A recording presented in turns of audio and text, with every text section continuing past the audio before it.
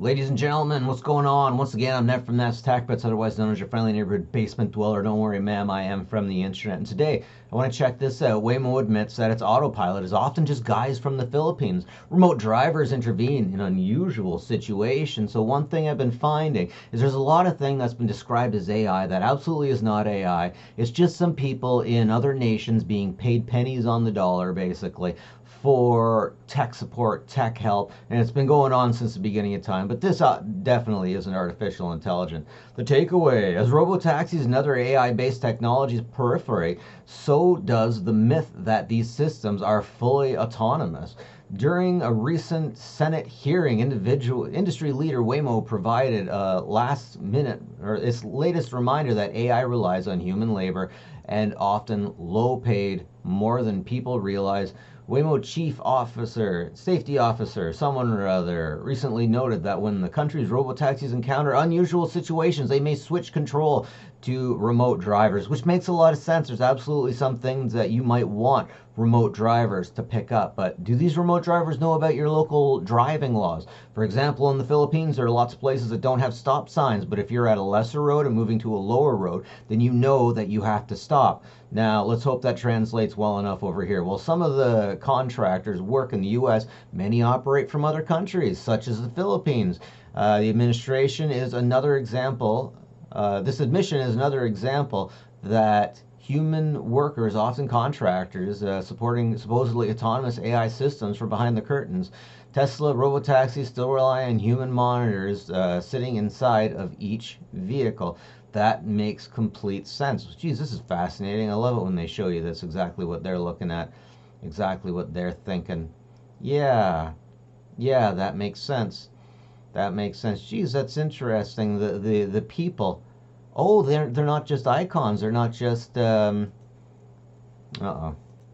It's actually kind of taking a picture of the people and showing what they got.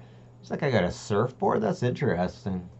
Contract labor at the heart of AI is a big deal. Oh, hey, okay, I get that. That makes sense. But still, the ping rate, the ping, you can have a really high, you can have a really fast connection and a really low ping rate. Seriously.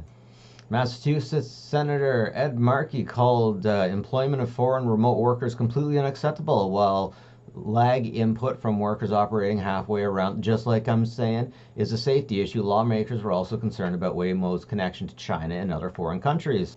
So that brings up another point I have.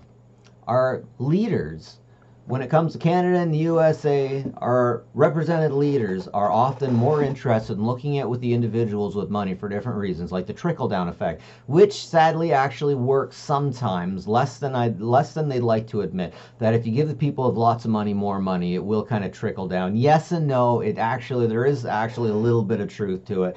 I hate that. I wish it wasn't a thing at all. But another thing you got to watch out for is the fact that these representatives have to think about their life when they're no longer in office anymore. If they're not going to get in office again, then they got to look for jobs, and it looks a lot better on them when they try to get jobs after they're out.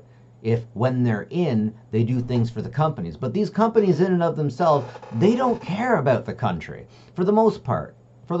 They don't give two craps about the country. They care about shareholders. They don't even care if the company is profitable.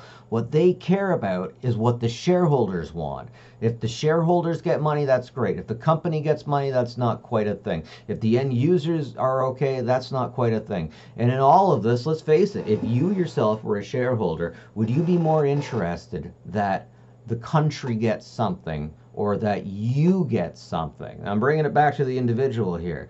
And the more that I look out there, the more SJWs that I've dated, like let's say I've dated 5 SJWs, social justice warriors. Out of those 5, one of them would take the pay hit in order for the country to become a better place. We're all becoming globalists these days. We're all more interested in our own financial gain by gaming the global system and using the global system. And we like to act like we're doing a better thing for everyone and globally, but we're not. We're really not. Now, once you start getting into China, you can save a lot of money by doing things in China.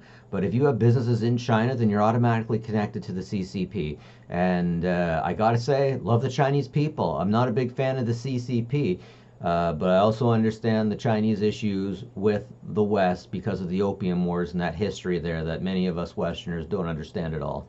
Anyways, dearly beloved, that's all I got for us today. It's very interesting. AI still relies on humans, and let's face it, I think it always will. I really do believe that it always will, because AI, it's going to take it a long time before it's inherently human or well at being human. That's all I got. Ladies and gentlemen, take it easy. Take care of each other. Catch you later.